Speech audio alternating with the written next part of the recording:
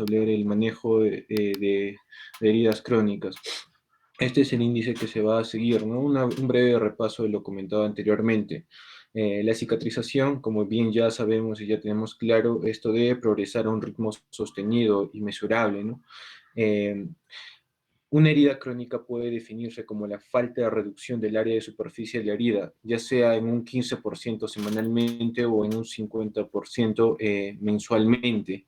Esta definición creo va un poco más acorde a lo planteado, por ejemplo, por otra bibliografía como el Schwartz, que define, ¿no?, una herida crónica como la herida que no cicatriza por un periodo de 3 meses, ¿no? Siempre que estemos o que nos topemos ante una herida crónica, es importante evaluar básicamente numerosos factores, entre ellos, para resumir, las comorbilidades del paciente, como es diabetes, enfermedades arteriales, etcétera, el índice de masa corporal, tener en cuenta siempre eso. ¿Qué más? La ubicación anatómica de la herida y los medicamentos que el paciente consume. Variables, factores que van a definir el curso de la cicatrización de una herida. Bueno, acá les presento de manera resumida todo lo que se tenía que hablar respecto al manejo de heridas crónicas. Ya fue explícito mi compañero en el manejo de heridas agudas. Para el manejo general de las heridas crónicas, siempre tenemos que tener cuidado en lo que es este ítem, que es la atención local de las heridas. ¿En qué se basa esto? En tener o manejar adecuadamente el dolor, el prurito, el sangrado, el exudado, el olor y la infección que va a presentar al paciente, y nunca dejar de lado el manejo de las comorbilidades. El ejemplo clásico sería, pues, a resaltar lo que es la diabetes, ¿no? O sea, no podemos nosotros manejar un pie diabético sin tener controles adecuados de la glicemia del paciente. Lo voy a hablar estos ítems de manera muy rápida en las siguientes diapositivas, ¿no? Esto es como un panorama general de lo que se va a hablar a continuación. Luego de manejar adecuadamente o tener un control local de las heridas adecuado, tenemos que preparar el hecho de la herida. ¿Cómo se prepara una herida? Básicamente por una técnica ya bien conocida y bien expuesta también, ¿no?, en las anteriores diapositivas, que es el desbridamiento, ¿no? Y nunca olvidar que asociado a esto podemos usar, ¿no?, terapias adjuntas, como es la terapia de heridas con presión negativa o la oxigenoterapia hiperbárica. Cada uno tiene usos muy seleccionados, los ensayos que salen respecto a su eficacia, claro, algunos son de buena calidad, otros no, vamos a verlo, vamos a ver cuáles son las indicaciones actuales, ¿no? Bueno, todo esto es en base a la literatura que se está exponiendo acá. Y también, pues, no olvidar, ¿no?, que antes o durante el proceso del desbridamiento quirúrgico se debe tomar los cultivos y la biopsia respectiva. ¿Se me está escuchando? Sí. Ya. Y luego ya de preparar el hecho de la herida, sigue pues la cobertura o el cierre respectivo de las heridas. Para resumir este aspecto, es importante tener en cuenta un aspecto. Podemos dividir a nuestras heridas crónicas en heridas pequeñas y en heridas grandes. En las heridas pequeñas, la cobertura o el cierre de las heridas va a ser mediante la extirpación de esta y su respectivo cierre. Se recomienda el cierre mediante suturas y grapas. Y para heridas grandes, lo adecuado es hacer terapia mediante injertos. Acá tenemos los diferentes tipos de injertos, como es de espesor parcial o de espesor total. Pertenecen a la familia de los autoinjertos, los semi-injertos, los aloinjertos. O si nuestra herida ya es muy grande, muy profunda en espesor, entonces podemos hacer uso de los colgajos de transferencia local, los colgajos pediculados o la transferencia de tejidos libres. Algo interesante ya para adelantar y para ya pasar de lado esto es en qué se diferencia un injerto respecto a un colgajo, en que el injerto va a ser básicamente el traspaso de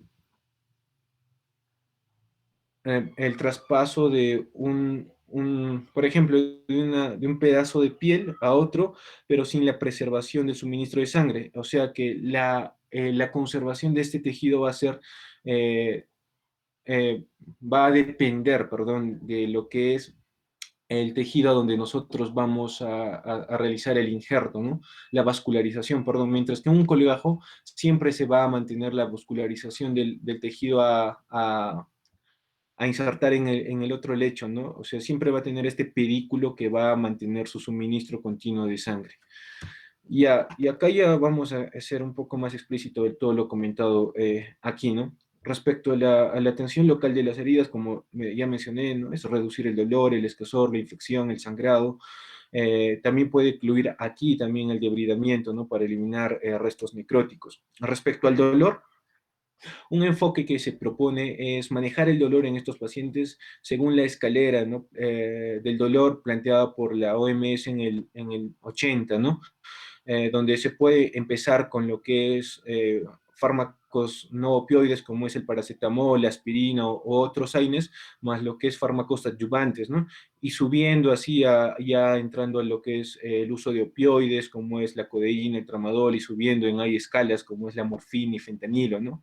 Quizá algo interesante acá que se puede rescatar, ¿no? Son los fármacos adyuvantes, ¿no?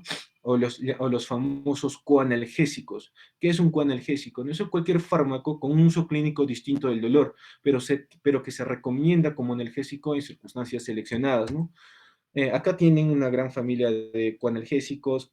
Estos se clasifican como analgésicos, por ejemplo, para el uso en úlcera, en pacientes con dolor neuropático, para pacientes con dolores óseos, para pacientes con obstrucción intestinal, ¿no? Podemos hacer uso de glucocorticoides, antidepresivos tricíclicos, cannabinoides, analgésicos tópicos tipo lidocaína, anticonvulsivantes tipo gabapentina, el topiramato, el valproato, la oxcarbazepina, etcétera, ¿no? Acá presentan las respectivas dosis de dichos fármacos, ¿no? Claro, si uno desea, por ejemplo, no llegar al uso de opioides y solo, por ejemplo, prescribir un AINE con un coanalgésico, un adyuvante. Para el manejo del prurito, básicamente es hidratación y cremas tópicas, ¿no? O se puede usar cremas tópicas con corticoides. Para el sangrado es tener una adecuada comprensión de los apósitos, ¿no? Los apósitos no adherentes o apósitos del ginato, ¿no? Que contienen coagulantes. Para el manejo del exudado, ¿no? Es importante colocar apósitos absorbentes sobre un apósito no adherente para controlar el drenaje y reducir la maceración perilesional. Y para el olor, ¿no? Es importante el desbridamiento mecánico, intervalos, ¿no? La terapia antimicrobiana nunca está de más. El fármaco que se emplea con mayor uso en la literatura que les estaba mencionando es el metronidazol. Se puede usar apósitos absorbentes de olores o baños de ácido acético, ¿no? O la solución de Dakin. Acá tenemos los distintos tipos de apósito. Ya, y pasamos a lo que es la preparación de la herida, ¿no? O la preparación del hecho de la herida. ¿Por qué es importante este aspecto? Porque si nosotros preparamos bien nuestra herida, podemos sobre esta, ¿no? Hacer injertos, hacer colgajos o simplemente cerrar si es una herida pequeña, ¿no? Y va a cicatrizar de una manera buena, ¿no? Acá tenemos el enfoque quirúrgico, básicamente es para manejar la infección y cualquier factor subyacente que contribuya a la cronicidad de la herida, ¿no? Eh, Luego, en la preparación del hecho de la herida, ¿no? Ya dijimos que el método gold estándar, por así decirlo, es el desbridamiento, pero no olvidar que tenemos también métodos complementarios que pueden mejorar este proceso, como es la terapia de heridas con presión negativa o la terapia con oxígeno hiperbárico, ¿no? Y como les decía anteriormente, ¿no? Los cultivos es importante, ¿no? Sobre todo cuando hay signos clínicos de infección. Un cultivo en un paciente que no presenta signos clínicos de infección, bueno, te puede ayudar a interpretar mal tu entorno. ¿Por qué? Porque digamos que sale, no sé, cultivo de un estafilococo, ¿no? O sea, pero el paciente no presenta signos clínicos. Quizá puedas darles antibióticos por gusto y generar resistencias, etcétera. Por eso se recomienda la toma de cultivos cuando hay signos clínicos de infección. El debridamiento quirúrgico, los objetivos son la eliminación del tejido no viable, de patógenos, contaminantes y material extraño, drenar áreas de infección, ¿no? Siempre debemos de tener en cuenta a la hora de debridar, a controlar o tener un buen control del dolor y de la hemostasia, dos factores que alteran este proceso y en muchos casos pueden no generar un buen debridamiento, ¿no? Este siempre debe incluir la base y el perímetro de la herida. El quirófano quizás es el entorno más seguro para hacer este procedimiento. Y se repite, ¿no? Nunca olvidar la toma del cultivo y de la biopsia, ¿no? Por ejemplo, sobre todo si se desconoce la etiología o la herida presenta cambios atípicos, ¿no? Como estamos comentando anteriormente, la úlcera de Marjolín, ¿no? Esa malignización de las heridas crónicas, ¿no? Y ya, pues tenemos nuestras terapias adjuntas, ¿no? Como es la terapia de heridas con presión negativa, ¿no? Llamada también cierre de heridas asistido por vacío. ¿En qué consiste? Con este paretito generamos una presión subatmosférica en la herida. ¿Y qué vamos a generar? La formación de tejido de granulación, la formación o la angiogénesis, ¿no? Todo esto va a ayudar para qué? Para que se forme un buen tejido de granulación y así podamos cerrar cerrar de manera buena, ¿no? Lo que es la herida, ¿no? O generar un proceso de cicatrización bueno, óptimo en un paciente con una herida crónica, ¿no? Acá tenemos un ejemplo en la práctica, en la clínica, ¿no? Y por otro lado tenemos pues las terapias adjuntas como la oxigenoterapia hiperbárica. Me olvidaba mencionarles cuáles son sus usos o en lo que los revisiones o ensayos se menciona, sobre todo en las úlceras del pie diabético, en úlceras por presión. Estos dos sobre todo refieren muy buenos resultados. En lo que es la terapia con oxigenoterapia hiperbárica, también es un complemento adecuado. Lo malo es que, por ejemplo, hay pocos ensayos disponibles, ¿no? Y estos están muy limitados por el pequeño tamaño de la muestra y la baja calidad, ¿no? Pero dejando de lado esto, ¿no? Se conoce, ¿no? Que es útil, por ejemplo, esta terapia adjunta en la preparación del lecho de la herida, sobre todo para aumentar, ¿no? La perfusión de oxígeno tisular local antes del procedimiento quirúrgico definitivo, que puede ser un colgajo o un injerto, ¿no? eh, contribuye a la cicatrización más rápida de úlceras en pacientes con pie diabético, ¿no? Pero hay todavía un poco de discrepancia en lo que es el uso de la oxigenoterapia para el manejo de úlceras venosas, ¿no? O úlceras por presión también. Ya, y pasamos ya pues al último punto, en lo que es la cobertura y cierre de la herida, ¿no? Como ya bien estaba mencionando antes, podemos dividir a nuestras heridas en dos, las heridas pequeñas y las heridas grandes, ¿no? Respecto a las heridas pequeñas, como le estaba mencionando, el enfoque preferido es, como es también el tamaño ya muy pequeño, esta puede extirparse y luego cerrarse con suturas o grapas, ¿no? Algo interesante acá es que no se recomienda el uso de lo que es suturas absorbibles, sobre todo cuando la herida es un poco profunda. Se recomienda el uso de suturas no absorbibles, perdón, o sea, no se recomienda el uso de suturas absorbibles para cerrar, por ejemplo, cuando la herida es un poco profunda. Se prefiere el uso de suturas no absorbibles y técnicas como es el colchonero vertical, ¿no? Que te ofrece una cobertura tanto profunda como superficial, ¿no? De una herida. Y luego pasamos a lo que son las heridas grandes. Como bien mencioné, podemos hacer el uso de un injerto o de un colgajo. ¿De qué va a depender? Del tamaño y de la profundidad de la herida.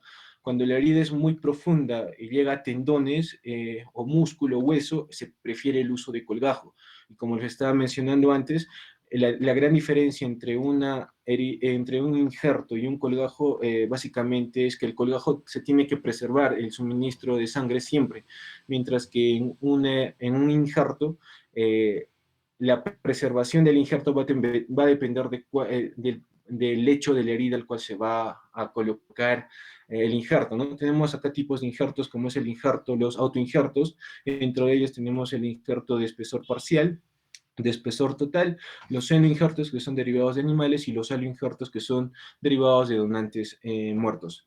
Y respecto a los colgajos, tenemos los colgajos en tejido local, que estos pueden incluir los colgajos que incluyen el avance en V o el avance en I, y también los colgajos pediculados, sobre todo acá cuando el espesor del herido, de la úlcera, ya es muy grande, ¿no? Y la transferencia de tejidos libres, ¿no? Cuando no podemos hacer uso ni de los colgajos ni de los injertos, ¿no? Acá básicamente las dos áreas que se tiende a usar para la que es la transferencia de tejido libre son básicamente el tendón de la fascia lata, ¿no? En acá el músculo de la fascia se extrae con o sin la piel subyacente a lo largo de su pedículo vascular. Esto es importante, ¿no? Y el colgajo libre se coloca en el defecto y el suministro de sangre arterial y venosa se sutura a una arteria y vena local cercana. Acá tenemos la diferencia entre un injerto y un colgajo. Cómo se coloca un colgajo es así primero. Este es el área donde se va a colocar el colgajo. Acá tenemos el pedículo, ¿no? Que conserva el lecho vascular. Se transpone el colgajo hacia este lecho de la herida y luego se cierra, ¿no? Y ya. Y por último, ese lo que les mencioné anteriormente es el manejo general, ¿no? De lo que son las heridas crónicas. Y ahora tenemos lo que es el manejo específico, ¿no? Para diversos tipos de heridas crónicas, ya sean las úlceras venosas, las úlceras arteriales, las heridas del pie diabético, las úlceras por presión. De manera rápida, por ejemplo, el tratamiento para las úlceras venosas son terapias de compresión, la elevación de las piernas y en casos seleccionados el manejo quirúrgico. Para el manejo de úlceras arteriales tenemos, y es importante, ¿no? Lo que es la revascularización, el uso de medicamentos antiplaquetarios y el manejo siempre de los factores de riesgo cardiovasculares. Para lo que es heridas del pie diabético es importante sobre todo, ¿no? La descarga mecánica, tanto en las heridas de pie diabético como en las úlceras por presión. Y acá también se puede hacer uso de los factores de crecimiento tópicos, ¿no? Y en respecto a las úlceras por presión, tenemos pues que es importante también las descargas mecánicas, una nutrición adecuada del paciente y claro, reducir mucho, ¿no? Lo que es la presión, la fricción en estos casos, ¿no? Y evitar pues la mayor maceración de los tejidos circundantes. Y, ya, pues, y para culminar, pues les traigo un ejemplo, ¿no? De cómo se debería manejar en este caso lo que es una herida en un pie diabético, por ejemplo, ¿no? A modo de explicar, ¿no? Todo lo que se comentó, claro, para explicar todo lo que se comentó anteriormente. ¿Qué nos proponen? Por ejemplo, acá tomé el algoritmo del UpToDate para lo que es el manejo de lo que es un pie diabético. A simples rasgos, ¿qué se plantea o qué se debería hacer, ¿no?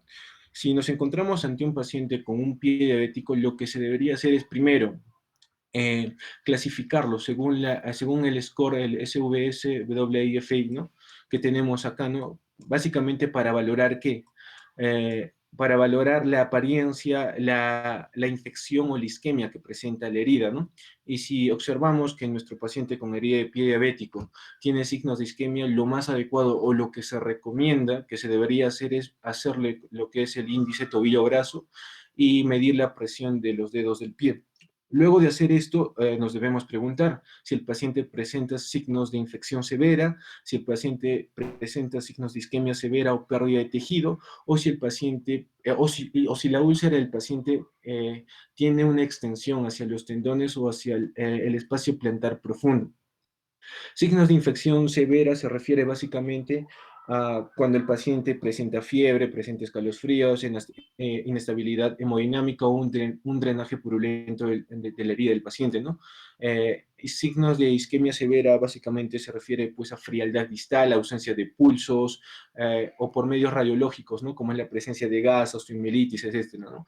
Si nuestro paciente no tiene ninguno de esto, entonces podemos manejarlo de manera ambulatoria y luego de eso podemos nosotros averiguar si hay signos de infección presentes, como es eritema o drenaje purulento. Si el paciente presenta estos signos de infección, entonces lo que se recomienda es brindarle pues una terapia antimicrobiana empírica, ¿no? Sobre todo para cubrir cocos gram positivos aerobios. Luego de esto, se recomienda hacer pues el debridamiento del tejido desvitalizado, la biopsia y el respectivo cultivo, ¿no?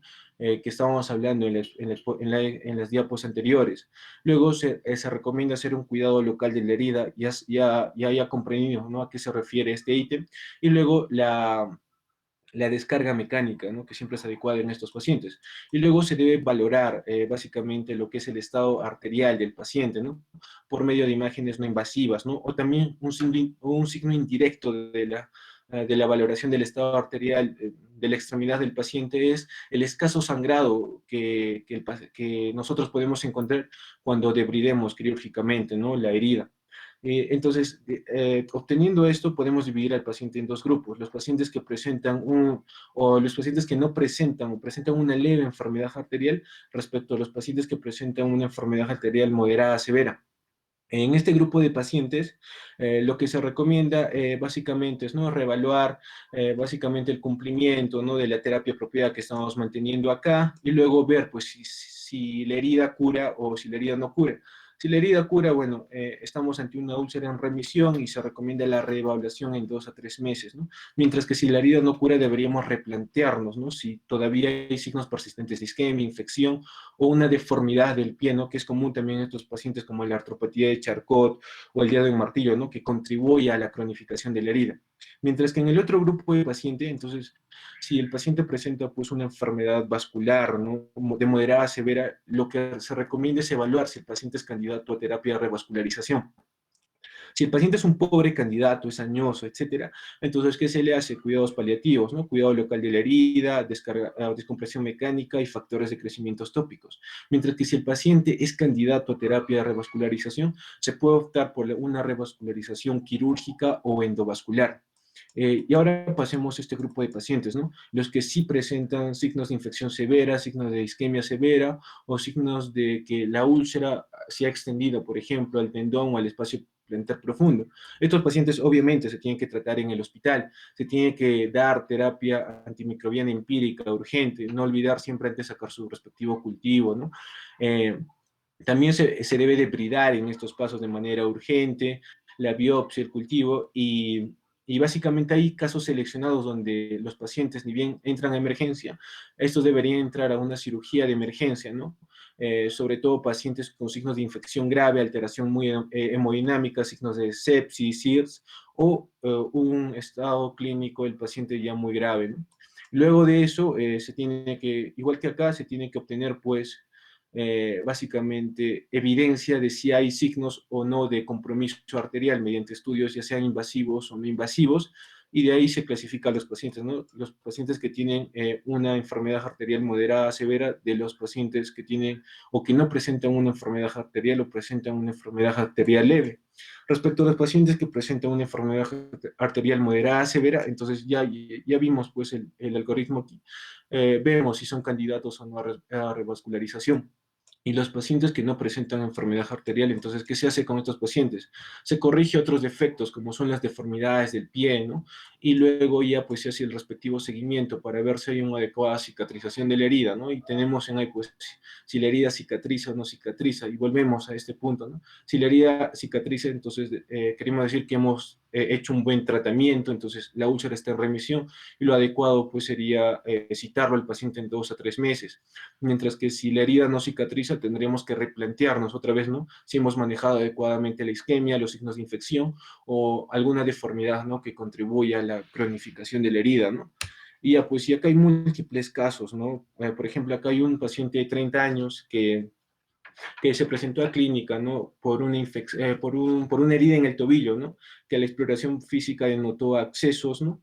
Y a la hora del desbridamiento quirúrgico observamos pues los cortes a nivel anterior y lateral de la pierna, ¿no? En el tercio medio e inferior. Observamos que la herida o que la úlcera llegaba hasta los tendones. Entonces, si recordamos lo que estábamos hablando anteriormente, ante heridas o úlceras ya de espesor mayor, ¿qué se hace, no? Además, aparte de hacer un buen preparado del hecho de la herida, es pensar, ¿no?, que estos pacientes van a tener un colgajo, perdón, que estos pacientes van a ser candidatos a, pues, a usar un colgajo en estos pacientes. Y efectivamente, en este paciente se realizó en la herida de la parte anterior un colgajo y en la herida de la parte lateral un injerto, ¿no? Un injerto de espesor parcial, ¿no? Igual como en este caso, ¿no?, de un paciente con úlcera a nivel de la superficie plantar del pie.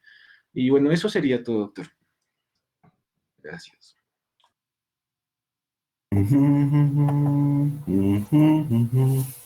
A ver, antes de proseguir, vamos a entrar a la masacre. Ahí nomás dejarlas, está bien esas imágenes. Voy a dejarlos ahí, por favor. Tarararán. Ponlo en las imágenes, ahí está. Ya. Oh. ¿Eso qué es? Ahí no va a dejar. ¿Con qué se ha cubierto esa lesión? Ah, ya, se cubrió con un apósito, doctor, un apósito de matriz de colágeno, doctor, en este caso. Esa, Para la... esa, la Ajá, exacto. tercera imagen de Ajá. arriba, Sí, sí, esa ok. es Le explico. matriz de colágeno. Esta parte donde estoy señalando con el puntero, aquí, en esta parte se procedió a la colocación de una matriz de colágeno, de un apósito, ¿no? De matriz de colágeno para preparar el lecho de la herida y así formar una neodermis y la subsecuente inserción de un injerto de espesor parcial en este paciente, doctor. Sí, pero ahí no se ha colocado, esa no es una matriz de colágeno, no existen matrices de colágeno. Eh, bueno, eso lo tomé, ¿no? Que No, han sí es colocado ahí en el pie de página, es, doctor. es una matriz dérmica, se llama. Ah, ok, ok. La matriz dérmica está en base a un componente de bovino y ácido condroitín 6 sulfato. Ok, doctor. Eso, bueno, por eso la clase anterior les dije, averigüen bien qué es lo que se van a hacer y qué nombres tienen. Su nombre genérico es matriz dérmica. Ok, Y doctor. viene, acá en el Perú ingresa con el nombre de Integra.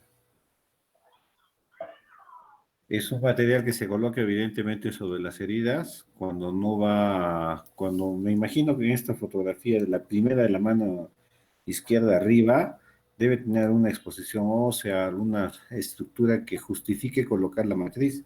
Si no, en esa zona plantar, solamente un injerto de piel parcial es más que suficiente. ¿Por qué? A ver, ¿quién me responde? ¿Por qué un injerto de piel parcial es más que suficiente? Doctor, doctor, ¿Quién está hablando? Johann, sí, Sebastian Bach, ya. quizá A ver, ya. porque la piel de la planta de los pies es más gruesa, por ende va a tener más dermis para...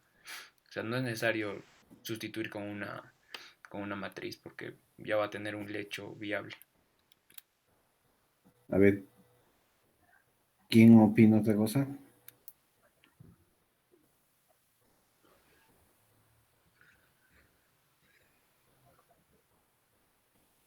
A ver, vuestro compañero ha dado algunos parámetros. Ha dicho piel gruesa, ha dicho plantar.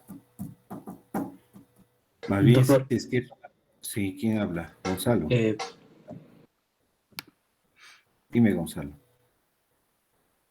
doctor, puede ser porque los injertos de piel en regiones gruesas tienen una mayor recuperación a ese nivel.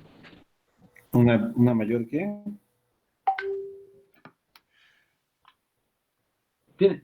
Demuestran mejor beneficio en la cura, cicatrización. Un injerto colocado en zonas gruesas prende mejor. ¿A eso te refieres?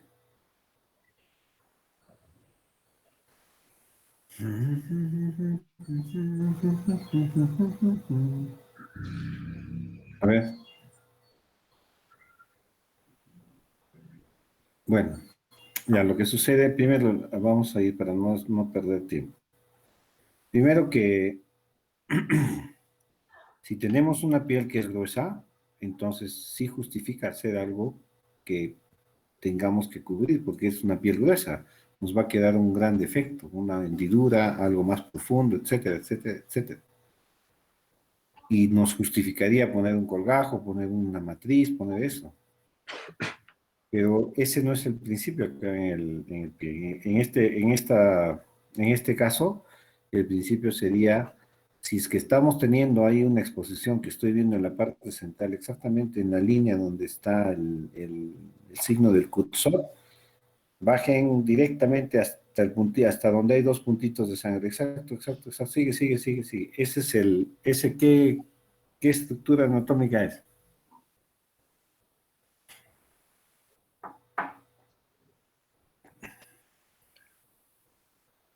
A ver, Pamela, ¿qué estructura anatómica es? No está Pamela, ya, muy bien. Doctor, el talón. Ok. No, pues. A ver, de donde está el cursor, regresa hacia donde estaba antes, por favor. Julio, ya. ¿Esa estructura qué es? Por donde ha caminado el cursor. El arco plantar. La fascia plantar. Claudia. Claudia Alejandra. Buenas tardes. Tejido subcutáneo, doctor. ¿Tú eres Claudia? No, doctor. No. Claudia. Pero no Doctor, me es la refiere. respuesta, Miguel. ¿Qué estructura anatómica tenemos ahí que va desde el cursor hasta el otro punto? A ver, vuelve a mover tu cursor. Sigue, sigue, sigue. Esa recta, exactamente. Ahí se nota una estructura anatómica. ¿Qué estructura anatómica es? Ya ver, sáquense el zapato rapidito. Ya. Listo. Arqueen su pie así como si le jalaran los dedos hacia adelante, así, y van a sentir esa misma estructura. ¿Ya sintieron? ¿Qué es?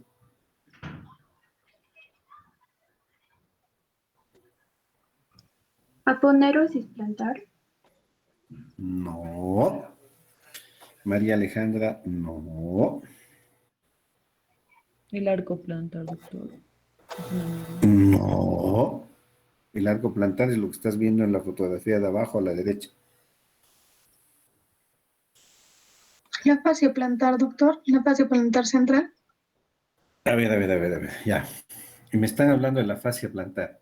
Abajo de la fascia plantar, ¿qué hay?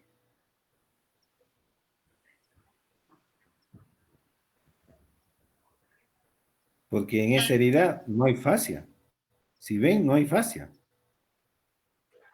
Y si han puesto una matriz dérmica, que es la foto de abajo de la izquierda, donde está la pinza, esa es la matriz. Esa capa de la matriz es la silicona que cubre la matriz. Y eso se trabaja en un periodo de 20 días. Y toma esas características así como está. Después de eso se le pone el injerto de piel parcial. Pero ¿qué estructura está para? Si se ha puesto una matriz es porque no hay fascia plantar. Ya está, ya les estoy dando el dato. Músculo flexor corto de los dedos. Flexora. No. A ver, ya, tóquense pues el piecito. Tóquense. Me encantaría estar con todos ustedes y demostrarles ahí. Les haría sacar el zapato a todos y ese rato para que vean qué estructura hay. Es más, en la fotografía de la derecha, arriba a la derecha, ahí, exactamente, ahí, un poquito, ahí está, ya, ese cursor sigue la línea hasta el punto del otro lado. Hay un punto medio marrón, ¿no es cierto? Ahí, exacto. ¿Notan esa diferencia de estructuras? ¿Notan o no notan? Del punto, por favor, del punto ese donde estás, a la derecha, no, puntito donde estás. Ahí arribita un punto. Arriba, ese punto. Llega al punto. A ese puntito a la izquierda, a la izquierda, a la izquierda, izquierda, izquierda. Ya. De ahí avanza hasta donde estaba inicialmente, hacia una línea recta. Observen bien las sombras, la diferencia de contornos. Ya está. Listo. Eso corresponde a lo que estamos hablando a la mano izquierda.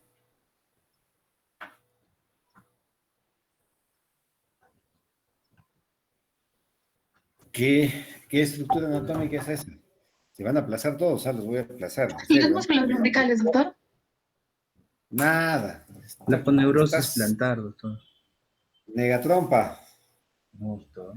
Ya les he dicho, si es que están poniendo una matriz dérmica es porque la poneurosis plantar ya fue.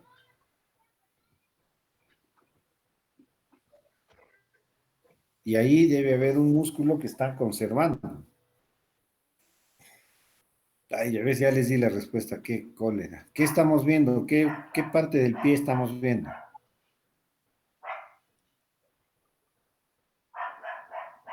¿Qué parte del pie estamos viendo?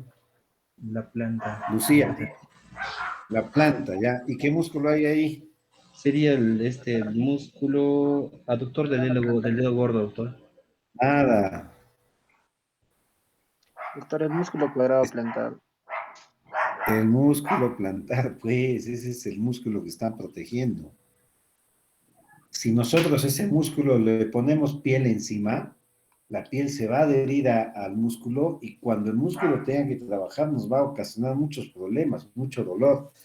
Y ahora todo, observen, fíjense, exactamente en la fotografía de abajo, a la derecha, ya ahí sigue, mira, ahí hay una línea, observen. Miren, está bien, exacto, sigue esa línea, no, a la izquierda un poquito. Ya, esa es la línea, ahí está. ¿Nota? Miren, de ahí, ya, de ahí. De ahí parte y ve hacia arriba. Sigue esa línea, mira, hay un colorcito medio marrón, así como unas graditas, ¿no es cierto? Sigue. Eso es. Miren cómo se ha hecho, pese a que he tenido cobertura. Ahora entienden por qué se hacen ese tipo de coberturas. Fíjense, las partes laterales a eso se han hundido, ¿verdad? ¿Sí o no? Sí. Entonces, la parte central, esa que les estoy diciendo, es la que corresponde exactamente al músculo plantar. Y si ese músculo plantar se adhiere al injerto, nos va a ocasionar muchísimos problemas, va a tener el paciente mucho dolor. ¿Quiénes hacen ejercicio? ¿Quién monta bicicleta? ¿Quién hace maratón? ¿Quién hace carreras largas de ustedes? Yo, doctor, pero no tan largas, doctor. 1 kilómetro, así. ¿Cuánto? De tu cama a la puerta. No, hasta eso sí. Más o menos, Ya, Miguel, ¿cuánto corres? 1 kilómetro más o menos, doctor. Ya, pero correr 1 kilómetro no es mucho, pues.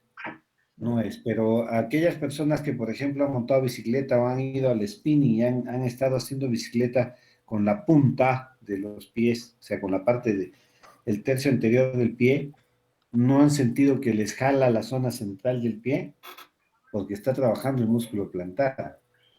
Las chicas que han hecho ballet, los jóvenes que han hecho ballet, van a tener desarrollado ese arco plantar, o ese músculo plantar. ¿Por qué? Porque ese es el músculo que nos va a dar el arco prácticamente. Entonces, por eso les decía, miren en la foto de la parte de abajo, ahí está, ahí se nota, miren, ahí está. Incluso se ha lateralizado. Inicialmente estaba más al medio, como corresponde. Ahí donde, un poquito a la derecha corresponde el músculo, un poquito a la derecha, ahí. Pero eso es por la cicatrización. ¿Ok? Ya, bueno. Doctor, Todos los disculpe. pelos que comieron están muertos. Doctor, Ya. disculpe una preguntita. No estoy. Ya puedo. Dale, Nano. Gracias, doctor. Doctor, entonces siempre el músculo La cuadroplantar, foto ¿sabes? anterior, pon la foto anterior. Siempre que El músculo cuadroplantar en este caso siempre se hubiera adherido al injerto, ¿no? siempre se hubiera pegado, pero ojo, la matriz le está dando. La ventaja de la matriz dérmica es que pasados 6 meses la matriz dérmica se vuelve tejido celular subcutáneo. Entonces ahí le está dando un colchoncito y le está permitiendo que el peritendón esté permitiendo que el tendón trabaje normalmente y no va a haber tanta retracción. Observen, a ver, regresa tu foto, tu slide, por favor. En Entonces 3, 1, 2, ese tejido celular, doctor, esa matriz de colágeno que aparece ahí sería se pobla de adipocitos, ¿no? Para que sea tejido pero no celular es una, subcutáneo. sí, pero no es una matriz de colágeno. Por Ah, favor, sí. necesito que se saquen de la idea el bendito colágeno. No es Ya. colágeno. Ya está. Ha permitido esa matriz con el tiempo, en 6 meses, se convierte en tejido celular subcutáneo. Tiene esa propiedad de hacerlo. ¿Por qué? Porque permite la migración de células, la participación de células internamente. Y eso le da una gran cobertura a ello. Miren, cuando han puesto la matriz, prácticamente casi no se nota el músculo. ¿Verdad? Pero ahí Cierto. siempre, ahí hay una pequeña zonita, más o menos al centro, fíjate, más arriba, ahí, ya. Más abajo, poquito más abajo, ahí. Ahí, fíjense, esa línea, ahí está el músculo. Y sí se nota, entonces, pero aún así, y se lo está protegiendo y está permitiendo que ese músculo, exacto, ese músculo funcione, trabaje. Ahí está, esa línea está. Un poquito más arriba, más arriba. A la mano derecha hay como un puntito en a la mano derecha, un poquito más arriba, más arriba, más arriba, ahí, ese punto. Desde ahí sale el tendón, desde ahí más o menos. Pero colocada la matriz todavía no se distingue perfectamente. Una vez que se ha puesto el injerto de piel ha prendido, entonces, y cicatriza, se nota la gran diferencia. Pon tu diapositiva anterior. Esta. Muy bien. Aquí algunas preguntas que le voy a hacer a nuestro compañero. O alguien desea responder. Ya, a ver, un voluntario que desee responder lo que le toque, no interesa. Así a lo mero macho. Ninguno, perfecto. Entonces yo llamo lista. Yo voy a tener todos los voluntarios del mundo.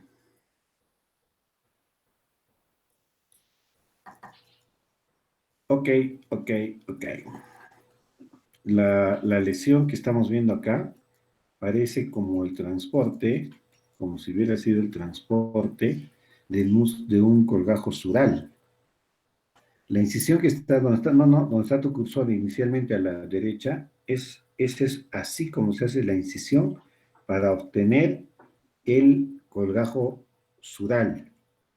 El colgajo sural es un colgajo especial que se saca de la cara posterior de la pierna y sirve exactamente para cubrir defectos en el tobillo, defectos en el talón, porque su ángulo de rotación es muy corto, su pedículo no va a ir mucho más allá. Entonces, ha hecho eso.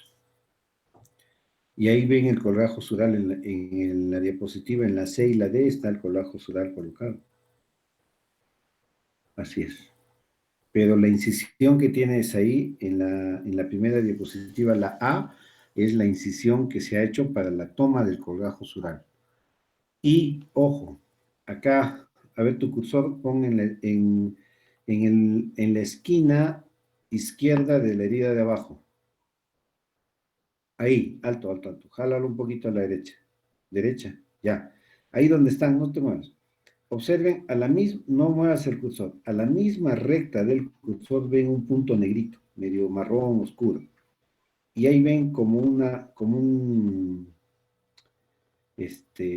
si la piel estuviera un poquito levantada, como si se notaría más levantada, ¿verdad?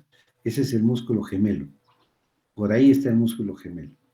Entonces, ahí ese punto más o menos marroncito que ven ahí a la izquierda, pon tu cursor, a la izquierda, sigue a la izquierda, sigue, más. Ya, ese punto ese es el extremo proximal del colgajo, porque este es un colgajo especial. Ese es el extremo proximal. Y si bajas tu cursor en forma recta hasta la mitad de la herida, ya, ahí, mitad, un poco más. Esas estructuras que están viendo como si fueran unos tendones y demás, probablemente sea el tendón del músculo, el tendón de Aquiles. Y ahí al ladito del tendón de Aquiles, un poquito más hacia arriba, pegado hacia la línea del maleolo, está el pedículo vascular de este colgajo. Se lo toma toda esa parte de atrás y se voltea. Ahí a donde está. Ese es un colgajo sural. Entonces, no es una herida, sino es un colgajo sural. Es un colgajo que en promedio lleva 1 hora y media hasta 2 horas de trabajo, desde el inicio de la cirugía hasta el final.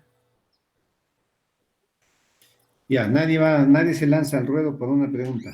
Ya, entonces le preguntamos a nuestro compañero. Julio, ¿estás ahí? Ya te fuiste. Pon tus diapositivas anteriores, regresa.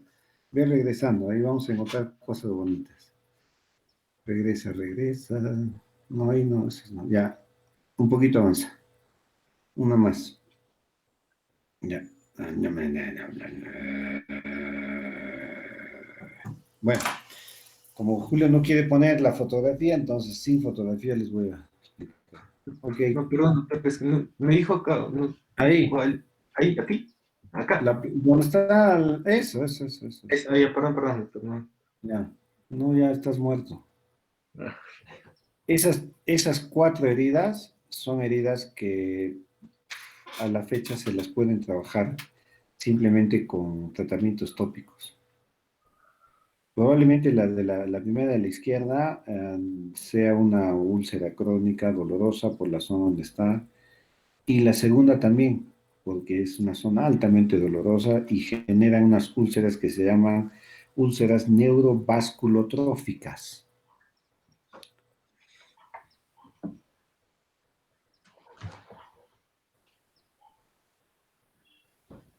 Esas úlceras son altamente dolorosas.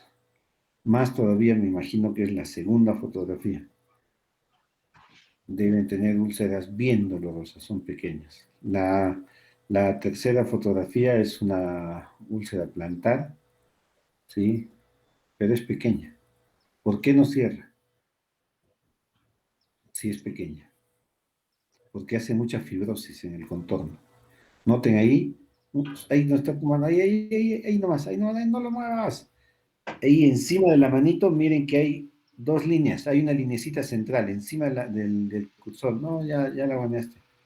Ahí hay una línea central baja. Ahí. Ese es un tejido fibrótico, por eso es que no cierra esa herida. En pie, el tejido fibrótico es, pero terriblemente dañino. Hay que estar permanentemente limpiando. Y por eso no cierra esa herida, por eso es perfectamente circular. En todo el contorno, si ustedes sacan eso, va a sangrar un poquitín, pero va a dejar que cicatrice. Y la úlcera de la última fotografía del lado derecho, esa es una úlcera por presión. ¿Por qué es una úlcera por presión?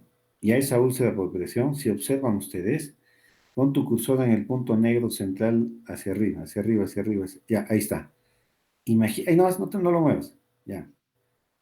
Quiero que tomen en cuenta algo muy especial. Esta úlcera ya está siendo tratada. No muevas el cursor. Te mato. Estaba bien lo que estabas haciendo.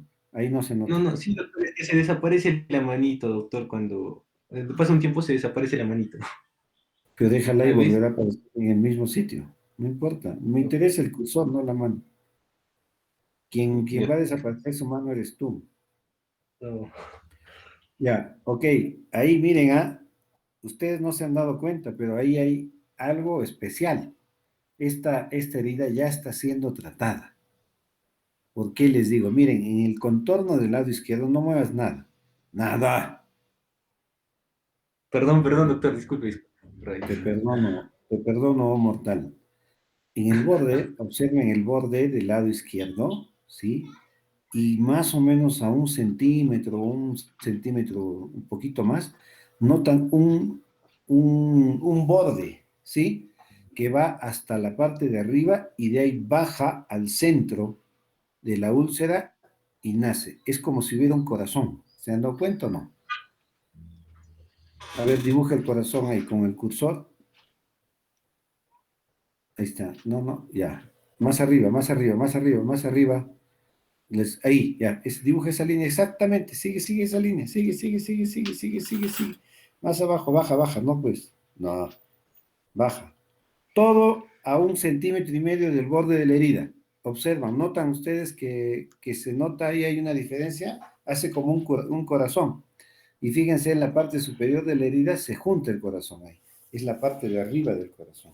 ¿Han notado o no? Sí, Quienes han doctor, notado, escriban en el chat. Los que no han disculpe. notado, sufran. Ya. ¿Por qué les digo esto? ¿Saben por qué? Porque esa herida está siendo tratada con ¿qué? Le han puesto un apósito especial. Y ese es un apósito que le están poniendo que se pone en las úlceras por presión. y tiene esa forma de corazón. Por eso es que se nota en el cursor eso. Ahora ya has notado la figura, entonces, exacto, eso es así. Y fíjense ahí, esa es la forma del corazón. Está bien clarito ahí, notan, ¿no es cierto? Y esos apósitos se dejan ahí por un promedio de 5 a 7 días. Por eso es que tiene esa forma. Y no se habían dado cuenta, muchachos. Ya. A ver, la pregunta era, no saques eso. Julio Arón, has dicho que el cultivo lo puedes determinar a simple visión si vas a hacerlo o no. El cultivo, doctor. No, Sí, se mencionó que el cultivo se debería hacer antes o durante el proceso de desbridamiento, doctor. pero tú has mencionado que y dijiste hace un rato que hacer un cultivo cuando no hay secreción y demás sería un cultivo absurdo. Sí, sí, efectivamente. Aquí está, doctor. Aquí está. La obtención de cultivos bacterianos, fúngicos o para bacterias ácido resistentes puede ser útil solo si hay signos clínicos de infección. Por ejemplo, A ver, drenaje, ¿cuáles serían los signos clínicos de infección? purulencia, drenaje purulento, drenaje abundante y signos locales y sistémicos de infección, ¿Y fiebre, cuáles son escalofríos. los signos locales de infección? Luego, a nivel local podremos usar pues, la tetra de Celso, ¿no? Calor, dolor, rubor, etcétera, doctor. ¿Y quién es Celso? El que planteó pues esa tetra, ¿no? De calor, rubor, dolor, tumor, doctor. ¿Así? ¿Estás completamente seguro que ha sido él? Sí, doctor, es que hay, en ¿Has principio hablado, se has una hablado con él? ¿Él te y lo ha contado? ¿Él te ha dicho yo lo he hecho? bueno, donde leí, recuerdo que había dos corrientes, ¿no? Uno que decían que había la tríada de Virchow y luego vino Celso, agregó un componente y se formó la tetra de Celso. La tetrada de Celso sí es una situación que van a encontrar en casi todas las lesiones, pero ahora pues se está modificando y no están todas las condiciones. ¿Por qué? Porque existe ahora el uso de antibióticos. Un signo clínico de infección sería presencia, como dices, enrojecimiento de la piel, aumento de temperatura, dolor, ¿verdad? Cambio de color, etcétera. Pero les cuento que no. Les cuento que sus ojitos les van a engañar y van a ver una úlcera completa, absoluta y totalmente hermosa, linda, roja, brillante, que les está llamando y les está diciendo, vengan, vengan, injértame. Y resulta que esa lesión está más infectada bueno, el piso donde estás caminando. Así es, mis queridos amigos. Por eso no hay que desmerecer un cultivo. El cultivo se hace sí o sí en una úlcera crónica. Nunca confíen en el hecho de que les han dicho, no, esta herida la hemos curado todos los benditos días. Yo le pongo agua, jaboncillo, lavo, refriego. No, señor. La única variable que podemos tener para que nos diga que esto no está infectado es un cultivo. Así de sencillo. Sus ojitos, no. Incluso el olor, hay que oler las heridas. Hay que aprender a oler en las heridas porque eso también nos va a dar un parámetro de qué es lo que está pasando. Así que el cultivo se hace sí o sí y no confíen en los signos que ustedes están viendo a simple vista. Eso no lo hagan. Basta que un paciente tenga una herida que esté más de 2 semanas, 3 semanas, hagan un cultivo, simplemente tomen una muestra, no les va a llevar más de 30 segundos tomar la muestra y después hagan lo que quieran. ¿Ok? Ahora, estamos hablando de que también has mencionado que el medicamento más común para estas úlceras es el metronidazol. ¡Au! Pues en nuestro medio no es así. Estás tomando literatura de otros lugares. Sí, En doctor. nuestro medio, has debido averiguar cuál es la bacteria o cuáles son las bacterias más comunes que entran en las heridas. Entonces sabrás qué antibiótico vamos a tomar. ¿Alguien quiere ganarse unos puntitos extras y me dice cuáles son las bacterias más comunes en nuestro medio? Mientras yo voy a ir a prender la luz. ¿Te estoy escuchando? Doctor, puede ser estreptococos y estafilococos porque son componentes de la flora microbiana de la piel. Es como decir, en la universidad, digo, tráeme 2 alumnos de excelencia y me dicen, los alumnos de excelencia son aquellos que tienen buenas notas. Mira mi cara. No, estás queriendo dar una respuesta, pero en medicina tienes que ser específico. Estafilococo, estreptococo, aguanta. Necesitamos ponerle nombre y apellido. Está bien lo que me dices, pero ponle un nombre y un apellido. Me dices, Staphylococcus aureus. ¿estreptococos? Epidermis. Ya, Julio. Epidermis, doctor. Ya. Aureus. Miguel, ¿qué dijiste? Staphylococcus aureus, doctor, y Streptococcus, que no sabía, doctor, el apellido. Ya pues googlea al toque y ponle un nombre, pues, póngale un nombre. Está bien. Debemos acostumbrarnos a ponerle un apellido. O sea, en genérico no vamos a ganar nada. ¿Me están entendiendo con el ejemplo que les estoy dando? Tráeme 2 alumnos de excelencia a la universidad. Y la respuesta va a ser, los de excelencia son los que tienen buenas notas. Oye, aguanta un rato.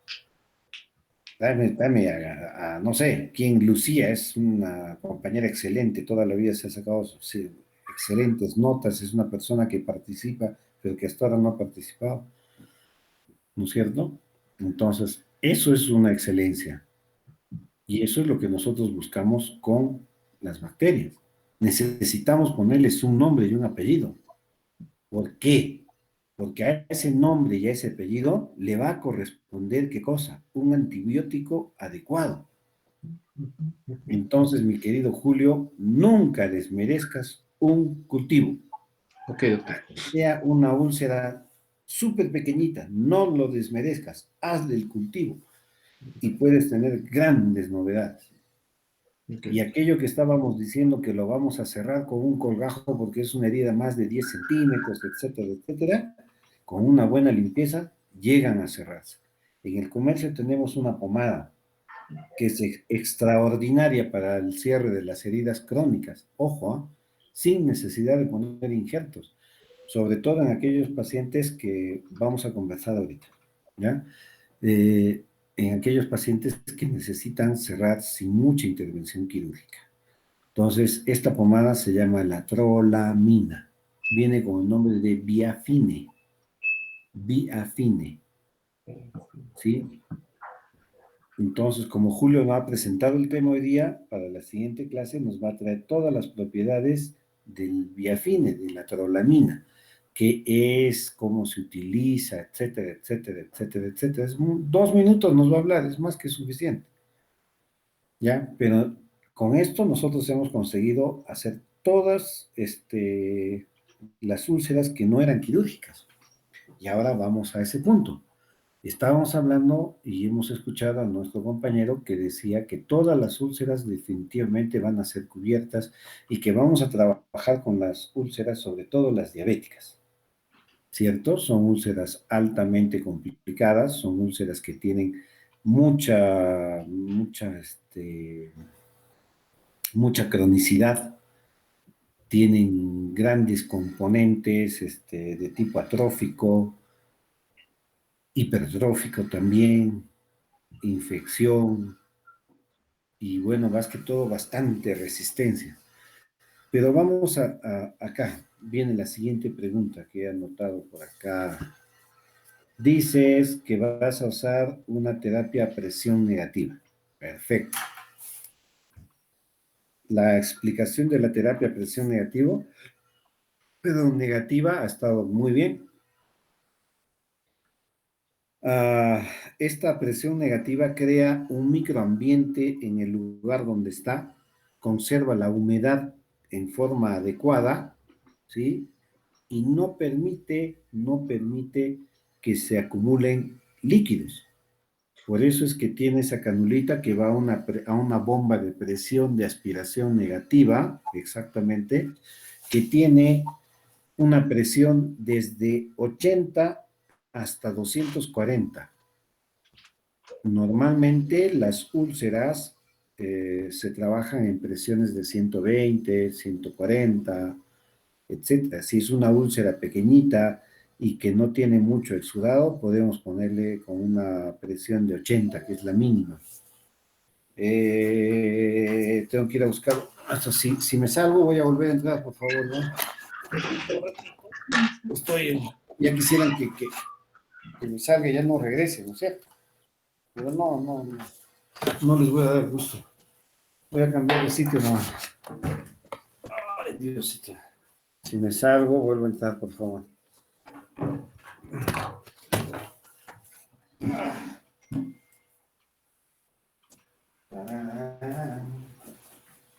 A los bosques yo me interno.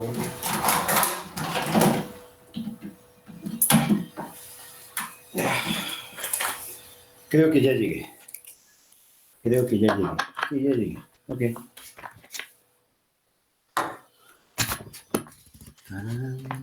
Ya. He cambiado de sitio nomás. Listo. Bueno, hay más luz nomás que no les deja ver mi cara, pero van a estar mejor así. Van a ver mucha luz, menos cucuchi. Bueno, entonces esta bomba sirve. Pero estas bombas a presión negativa necesitamos trabajar en pacientes con lesiones que ya están ciertamente limpias. Limpia significa que he entrado a una cura quirúrgica y he sacado todos los tejidos, he hecho un desvidamiento correcto, adecuado, y he dejado una úlcera. ¿Ok? Y ahí pongo esto. Entonces nos va a ayudar a que favorezca la granulación, que de repente al principio no se va a presentar en la primera colocación del BAC se llama, la primera colocación del BAC. ¿Por qué?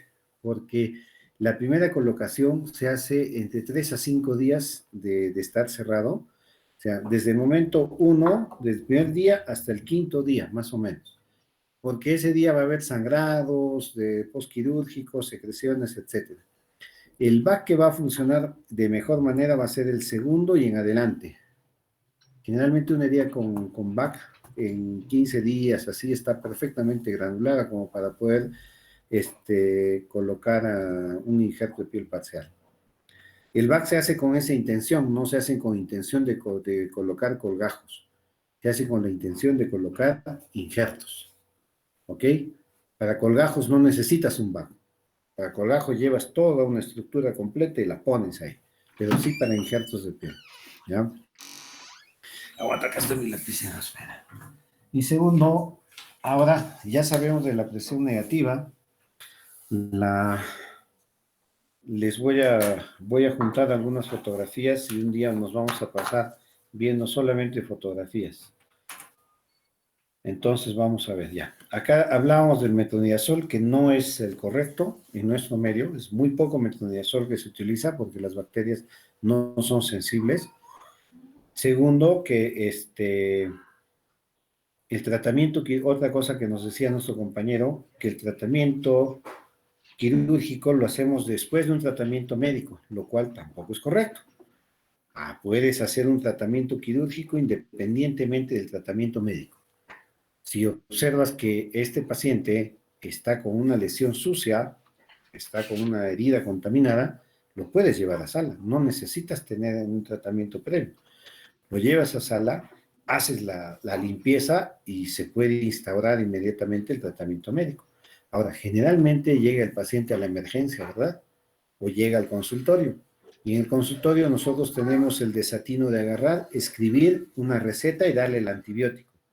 ¿Qué es lo primero que tenemos que hacer en consultorio cuando nos llegue una úlcera? ¿Qué es lo primero que tenemos que hacer? Hanna, ¿qué es lo primero que tenemos que hacer? Doctor. Perfecto, nunca se olviden. Exacto, hagan su cultivo, no se olviden del cultivo, por favor, no se olviden. Y después denle lo que deseen darle. siempre mirando el tipo de herida, la cronicidad, etcétera, etcétera. Y no se olviden, el olor de la herida nos puede dar parámetros también. ¿Ok? Bueno, y acá venía la pregunta. Hemos hecho la presión negativa, que es grandemente aceptable, es muy buena, ¿sí? Y nos va a dar tejidos de granulación sin necesidad de someter al paciente a mucho acto quirúrgico, porque se pueden cambiar las presiones negativas en un tópico, siempre y cuando esté limpio. Ok. Decía la presión negativa y también habló de otra terapia. ¿Cuál es la terapia que hablaste? Esta, doctor, la oxigenoterapia hiperbárica. Muy bien, a ver, háblame. Ya, básicamente, esta terapia adjunta es un complemento, ¿no?, del cuidado de las heridas, sobre todo en el tratamiento de heridas crónicas. Básicamente, puede ayudar a la preparación del lecho de la herida, aumentando la perfusión de oxígeno tisular local antes del procedimiento quirúrgico definitivo y explicado antes, ¿no? Y también se halló resultados, sobre todo en terapias posteriores a radiación en pacientes con cáncer, doctor. También hay estudios que demuestran que el uso de esta terapia puede ayudar a la cicatrización rápida, sobre todo en pacientes diabéticos que tienen la úlcera, ¿no? Y bueno, sobre todo que también no hay una falta de apoyo, sobre todo para respecto a las recomendaciones de esta terapia para úlceras venosas o las úlceras por presión y sobre todo para heridas relacionadas a isquemia crónica, ¿no?, debido a una enfermedad arterial periférica. Esto sobre todo, ¿no?, por bueno, de la bibliografía donde saqué, que se los dije, mencionan que hay pocos ensayos disponibles, y los que hay están limitados por el pequeño tamaño de muestra y la baja calidad, ¿no?, sobre todo a la hora de realizar revisiones sistémicas. Eso era, doctor. Ajá, ya, pero volvamos al punto. Si me has puesto oxigenoterapia y estamos hablando a tus compañeros de oxigenoterapia, me tienes que dar una razón que justifique la oxigenoterapia. Te estoy yo dando una razón por la cual el trabajo a sistema VAC es muy bueno.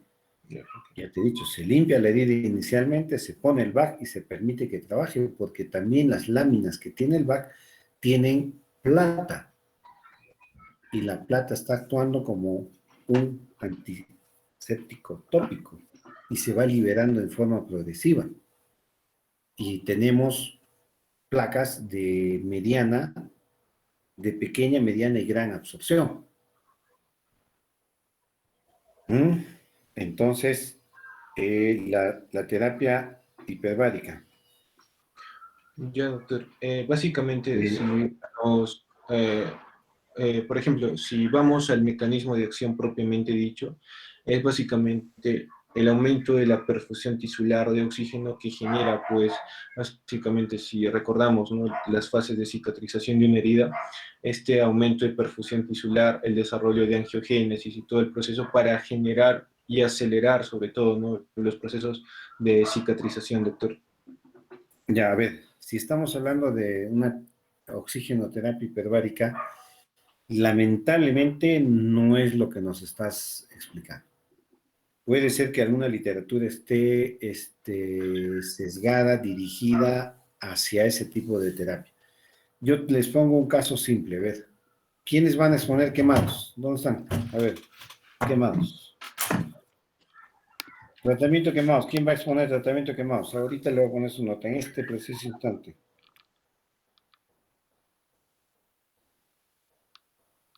¿Quién va a hablar de quemados? A la 1. ¿Quién va a hablar de quemados? A las 2. ¿Quién va a hablar de quemados? A las 3. Ya, no, nadie, ya. Los 3 de quemados. ¿Quién va a hablar de tratamiento de quemados?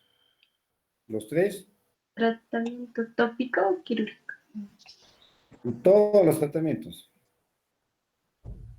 Ya, en este caso, tópico, ya vamos a hablar tópico. Ya, doctor. Ya, a ver, háblanos. María Alejandra. ¿Cuál es el tratamiento en pacientes quemados? El tratamiento tópico va a ser primero en pacientes quemados, depende de la superficie la profundidad, perdón, de la quemadura. En caso Ya. de pacientes que tengan una quemadura superficial, el tratamiento, lo primero que tenemos que hacer es limpiar la herida. Como vimos, tenemos que limpiarla con agua y jabón, es lo primero que tenemos que hacer. Y después, tenemos que evaluar el uso de desbridamiento.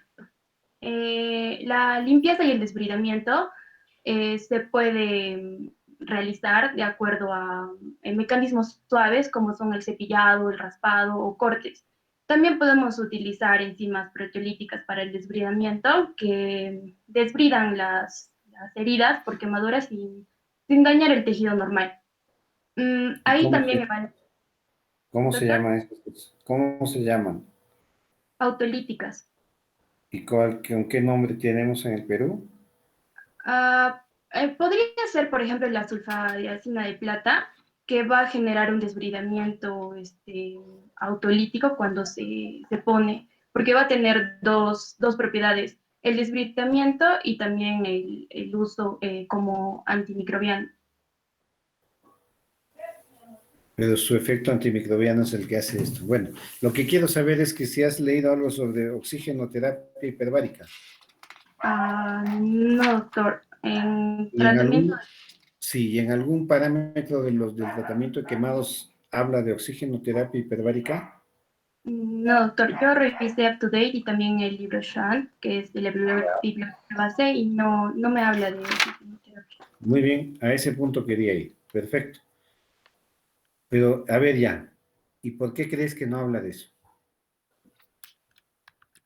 Doctor, Porque no es, Sigue, porque sigue. no está indicado para primera base y tampoco no creo que muchos centros lo tengan, al menos los centros de quemado.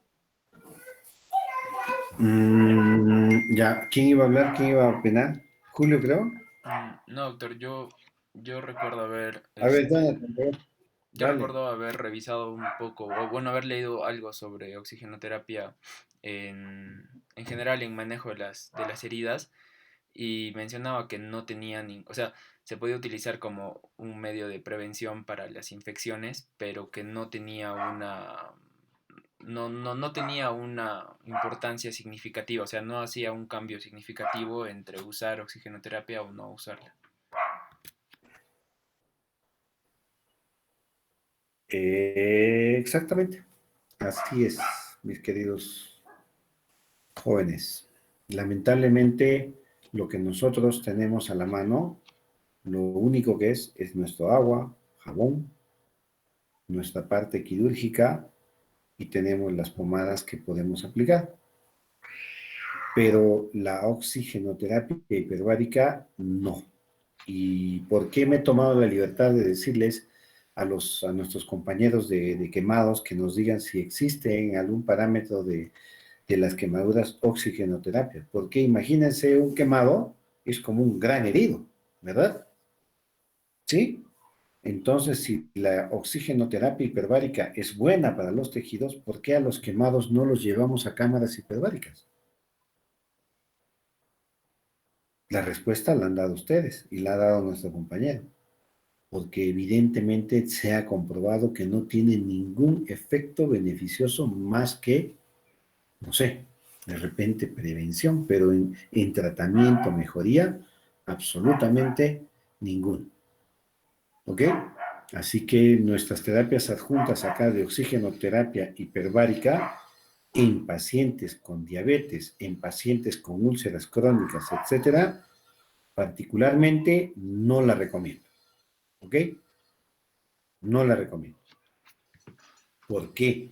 Porque se ha comprobado evidentemente que no tiene el efecto que tanto dice. ¿Ok? Por eso es que en ningún texto de quemados van a encontrar que dice oxigenoterapia hiperbárica. La oxigenoterapia hiperbárica la han puesto también para tratamientos de embellecimiento cutáneo, rejuvenecimiento cutáneo, pero es simplemente un robo a mano armada, así fácil. ¿Sabe qué? Le voy a poner en oxigenoterapia hiperbárica y cada sesión cuesta 150 soles y usted necesita 15 sesiones. Estamos hablando de, ¿cuánto? 2.200 soles, ¿verdad? ¿Cuánto de oxígeno han gastado en todas esas sesiones de hiperbárica? Han gastado más o menos cerca de dos tubos de esos grandes de oxígeno de 10 litros que a costo normal en un tiempo de que no era pandemia, ¿cuánto estaba costando? Creo que estaba costando 120 soles. ¿Ok? Entonces es un robo a mano armada. Y simplemente porque te voy a poner más oxígeno vas a estar mejor, pues no es así. A diferencia de la presión negativa. La presión negativa no está generando presencia de oxígeno ahí, al contrario, está generando un microambiente propio de la herida en la cual están retirando todo el líquido. Ese VAC que teníamos ahí en presencia es una bomba que está aspirando todo el líquido que está produciendo la lesión y por eso la mantiene completamente húmeda y seca y le está dando la capacidad necesaria de poder epitelizar, granular. ¿Ok? Nos sirve eso para poner matrices dérmicas, injertos de piel parcial, pero no nos sirve para colgajos, salvo que la lesión esté algo sucia y le pongamos una placa de plata, que nos va a hacer limpieza un poco más rápido, sin necesidad de llevar al paciente a sala de operaciones, pero solamente para eso. ¿Ok? Entonces, la terapia hiperbárica debemos descartarla. Está al criterio de cada uno. La medicina no es una línea vertical. La medicina puede ser una línea muy sinuosa. Lo que yo pienso, no lo piensan ustedes. Lo que yo hago, en la forma como lo hago, no lo van a hacer ustedes. Entonces, hay cosas que se van a dar cuenta. En la cirugía plástica hay cosas que a veces se levantan colgajos y no se pueden, no sabes por qué lo he levantado. Hasta que lo pongo en el sitio, lo suturo y digas, eso es así. Pero tienes que saberlo, tienes que estar presente. ¿Ok? Le he enviado a vuestra compañera Hanna unas fotos de un paciente que le hemos hecho un colgajo. Si las tiene todas las fotos, de repente puede presentar las fotos desde el diseño de la lesión. Me imagino que no tiene todo lo demás, pero sí las fotos de cómo quedó el colgajo. Puede ser que nos ayude eso.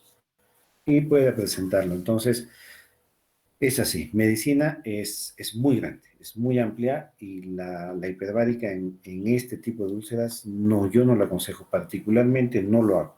Probablemente algún colega lo pueda hacer. De repente Julio está convencido de que la cámara hiperbárica funciona en sus pacientes. Respetamos la opinión de Julio, pero la literatura, la experiencia nos dice que no. ¿Ok? Cada uno tiene que sacar su propia experiencia. Cada uno debe buscar su propia forma de trabajo. ¿Ok? Y eso es la medicina. Así es, los grandes eruditos de la medicina contemporánea, los médicos que vinieron anteriormente, que no eran médicos, simplemente eran personas que se dedicaban a curar, entonces lo hicieron por observación.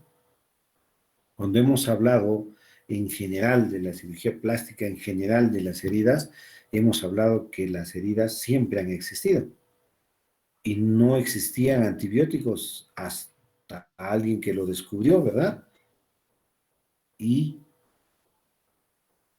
entonces, ¿qué es lo que hacía la gente? Usaba agua, simplemente agua, y lavaba, y lavaba, y lavaba, y lavaba, y lavaba, y lavaba, y lavaba. Mucha gente se murió, pero mucha gente vivió. Y también en lo que hemos presentado en la historia de la cirugía plástica, nos hemos dado cuenta de que la cirugía plástica básicamente ha nacido de todas las guerras, de todos los conflictos, de las necesidades que existían de cerrar heridas. Entonces, no solamente las heridas sirven, ¿sí?, para que ganemos un montón de dinero, ¿no? Sirven también para nuestra propia experimentación, para nuestra propia casuística.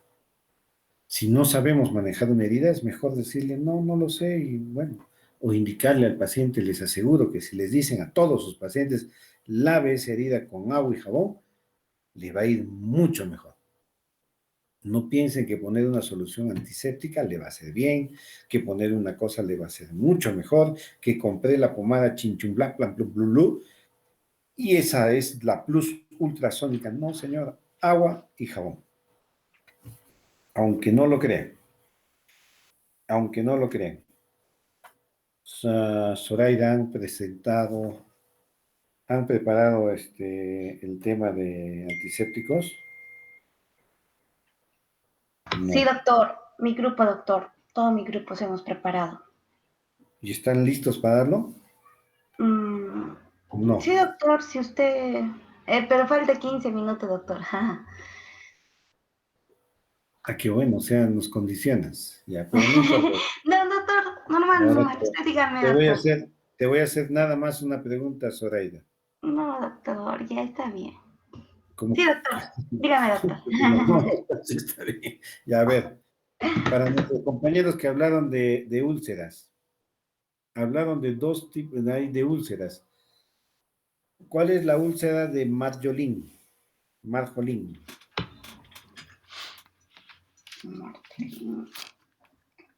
Ajá, todo lo contrario. No recuerdo, doctor. A ver, ¿quién expuso ya? Está bien por hipertensión, ya. Son úlceras vasculares por hipertensión, ya. Arteriales más que todo, ¿no es cierto? No son, doctor, eso. Doctor, la úlcera de Marjolin ya es una úlcera maligna. Exacto. Ya. ¿Y las úlceras de Martorell? Esas sí. Las úlceras de Martorell son las úlceras que se presentan en los miembros inferiores, ¿sí? Por las cuales le estoy diciendo, son úlceras por hipertensión. Martorell, no se olviden, úlceras de Martorell, úlceras por hipertensión, son úlceras dolorosas. Están ahí dentro de ese grupo de las úlceras de Martorell, las úlceras que vienen con lo que les decía, las úlceras neurovasculotróficas. ¿Ok? Y las úlceras de Marjolin son fueron descritas en 1828 por Jean-Nicolas Marjolin, que encontró que en algunas úlceras crónicas se presentaban lesiones en las zonas centrales, periféricas, donde fuere, y estas lesiones después con el tiempo fueron estudiadas y eran cáncer. Y el cáncer más común que se presentaba en estas úlceras era el cáncer, el epidermoide. Entonces, este cáncer, era presente. Ahora, aquellas úlceras en las cuales tenemos la lesión y no sana, pese a lo que hagamos, entonces puede ser que esté migrando hacia una lesión de este tipo, ¿no? Que es maligna. Las de Marjolin y las de Martorell son las úlceras por hipertensión. Y ese es del grupo que les decía, esas úlceras que son altamente dolorosas y generalmente están en el tercio inferior de la pierna. ¿Ok? Y no solamente tiene hipertensión, sino tiene un factor, o sea, hipertensión arterial, sino también tiene un factor de hipertensión en el mismo miembro. Existe un aumento de presión vascular en el miembro afectado. Puede generar una vasculitis también.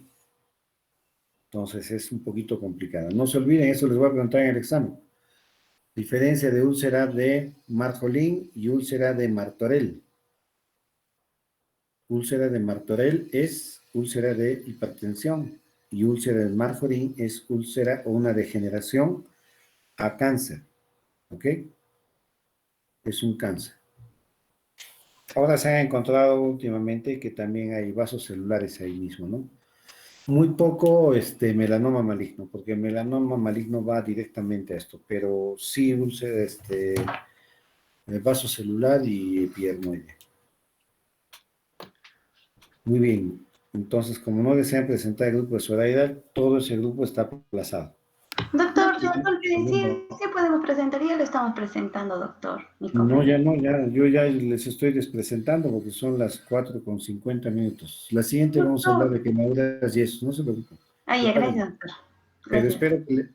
espero, lo que me agrada es que podamos hacer conversatorio, pero resulta que hoy día he conversado solo. La siguiente clase me voy a traer un espejo, lo voy a poner acá adelante y por lo menos me voy a hablar, me voy a mirar a mí mismo. Pero está Disculpe, bien. doctor. No, está bien, muchachos. La idea, muchas veces se nos afianzan nuestras ideas en estos conversatorios. Aquí es cuando debemos hablar. Pero estamos escuchando. Y no importa, pregunten, aunque esté bien la pregunta, esté mal la pregunta, es mejor pasar un momento de repente de bochorno que nadie nos está viendo a no tener nada, ¿no? Entonces, esa es una situación muy especial. Miren, a ver, si hubiéramos dejado la cámara hiperbárica, todos estudiamos con el concepto que la cámara hiperbárica es excelente para las úlceras, ¿verdad? Pero no es así, ¿ok? Las cámaras hiperbáricas sirven para las personas de inmersión, cuando se han ido al mar, les vuelven a regresar. Esas son muy buenas las cámaras hiperbáricas, pero después no. Doctor, disculpe una pregunta. ¿Quiere que lo presente las fotos o lo preparo para presentarlo en otra ocasión? A ver, si las tienes, a ver, preséntalas ahí nomás. Doctor, disculpe, Dime, hermano.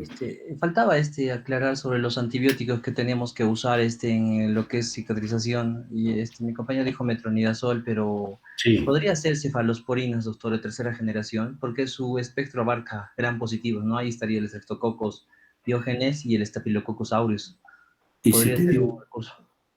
claro, sí, está bien Miguel Walter, pero ¿y si te digo una cefalosporina de primera generación? También.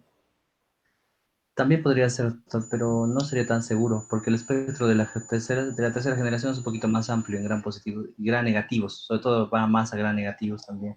Pero lo que yo quiero es que veamos lo siguiente, o sea, ahí el diseño, pueden ver el diseño ahí está pintado con plumón, ese es el colgajo, y la lesión es esa parte negra, que está en el ala de la nariz, en este lado acá, a un lado, ¿ya? A ver, sigue, Hanna. Acá es cuando se saca la lesión. Ahí está, miren el diseño del colgajo, lo que habíamos cortado.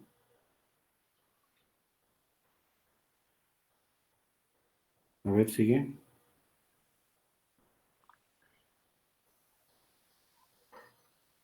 Ahí es cuando se está haciendo la rotación del colgajo.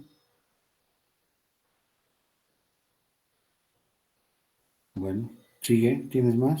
Ahí está, miren el colgajo. Notan ahí la punta del colgajo ya está fijada en el lecho de la herida. Ahí, exactamente.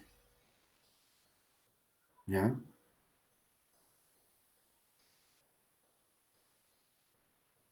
Entonces es un periodo en el cual se está fijando el colgajo, se están poniendo los puntos correspondientes de cierre.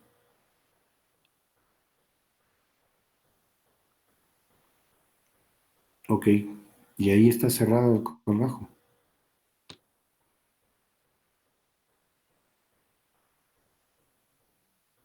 A ver, tienes ahí las fotografías, la última que envié para hacer la comparación.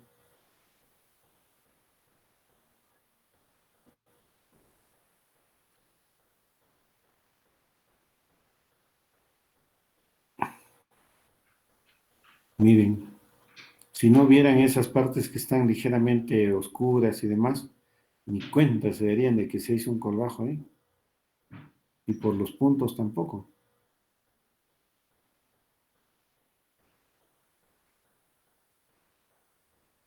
Ese es un colgajo de rotación. Hemos usado el surco nasogeniano para levantar un colgajo y ponerlo en el ala nasal. Y el detalle está muy bueno, ¿no? Solo que el camarógrafo de asistente que tenía no tomaba las fotos bien. Era yo mismo, ya. Así que no es muy difícil operar y tomar fotos, así que ya. Estábamos, ¿qué otra cosa estábamos? Me preguntaste sobre los antibióticos, ya, y te pregunté, te hice una pregunta, te dije, ¿y una cefalosporina de primera generación? También estaría, doctor, estaría bien. Si estamos apuntando a estreptococos y estafilococos, ¿no? ¿Y por qué te estás yendo a tercera generación? Para, Eres un degenerado. por si acaso sí hay una gran negativa, doctor. Pero gran negativa es cuando tu enamorada te dice no. Ajá. Pero por si acaso, doctor. Prevenir. No. ¿Por qué? A ver, estamos hablando de un criterio, ¿verdad? ¿Y cuál es el primer criterio? Llega una úlcera, una herida, ¿qué tenemos que hacer? Hemocultivo, doctor. No, un cultivo, no, un Cultivo. cultivo de la Listo. herida. Y entonces, ¿para qué le estás dando tercera generación? De manera empírica, doctor. ¿Pero por qué? Porque el cultivo sale, doctor, en varios días. Está bien, pues, pero dale, pues, primera generación. Si le das tercera generación, ojo, miren, le das tercera generación y te sale sensible a uno de primera generación. ¿Tú crees que le va a hacer efecto? Ya no, Ya pues, no. porque existe un efecto cruzado entre todas las cefalosporinas y te va a matar todo lo que esté hacia abajo de la tercera generación. Ah, sí. ¿Me entiendes? Sí, doctor. Entonces, ¿para qué? Eso es lo que normalmente encontramos en una historia clínica. Llega el paciente, lo mira, oye, vancomicina. Wow, te espera un rato. Oye, pero dale pues oportunidad, límpiale aunque sea, échale jaboncito, no sé, polvos de cama, lo que quieras. Y dale su espacio. Y dale, no sé, dale dicloxacilina si quieres darle, pues dale amoxicilina, dale algo que le vayas aguantando. Salvo que esté en riesgo la vida del paciente y digas, ni modo, pues primero toma el cultivo y después le mete una bomba atómica, ¿no? Pero no pensemos así, no vayamos a la cefalosporina, ¿no? Me parece como si estuviera escuchando a los cirujanos generales. Ya va a estar. Porque, claro, es que el cirujano general, ya, cefalosporina. No, señor, espera un ratito, espera, date tu tiempo. Es piel, la piel tiene grandes defensas. Si es una úlcera crónica y hasta ahora no le ha pasado nada, unos días más no le va a pasar nada. Muy diferente es que me diga, doctor, ha venido este paciente y mire, está hace 2 días y cómo está esta infección, está fatal. Oye, aguanta un ratito, ¿no? Tomo mi muestra y si realmente siento crujido en la piel, veo que existe empastamientos laterales, periféricos, ¿no? Digo, ya pues, ni modo, le meto pues ni siquiera le meto una tercera generación, le meto una bomba atómica. Pero primero he tomado mi cultivo. Pero si es una úlcera crónica, no le voy a meter una cefalosporina tercera. Es más, no le daría hasta antibiótico. Esperaría que me salga el cultivo. Preventivamente, de repente, si encuentro signos de flogosis, aumento de temperatura, etcétera, le doy un soporte. Y si yo quisiera agarrar positivos y negativos, le puedo dar hasta una ciprofloxacina, ¿verdad? Claro, la cipro me va a agarrar los dos lados. No específicamente, pero me va a dar un parámetro de espacio. Ya, no quiero darle, entonces le doy una cefalosporina de primera generación y le pongo algo para el otro, le meto una micacina, ¿no? Una gentamicina, ¿me entiendes? O sea, vamos combinando con cosas bajas para que cuando nos salga el cultivo, si estamos en lo cierto, perfecto, y si no, entonces tengamos que aumentar. Tenemos compañeros que tienen que salir, por favor, a sus clases. Doctor, una última preguntita, si se puede. Dime, claro. Doctor, muchas gracias. Doctor, usted en una parte mencionó que tendríamos que familiarizarnos con los olores de las heridas. Esto significaría que tal vez algunos tipos de bacterias generan algunos tipos de olores característicos, lo cual incluso nos podría predecir qué bacterias están infectando la herida. Exactamente. Y nos Y podría como te decir, has quedado, y como te has quedado en esa partecita, entonces para la siguiente clase nos dices qué bacterias son las que producen más característico el olor específico. Tienen algunos olores específicos y vas a decir, aquí hay una bacteria. Ya, doctor. ¿Alguna sugerencia, doctor, de la bibliografía, por favor? Bibliografía. No solamente busca, puede ser en microbiología de repente, ¿no? Encontrar bacterias y sus características, ¿no? Morfológicas con características de medio ambiente, olores y demás, ¿no? Pero así que te diga específicamente, a ver,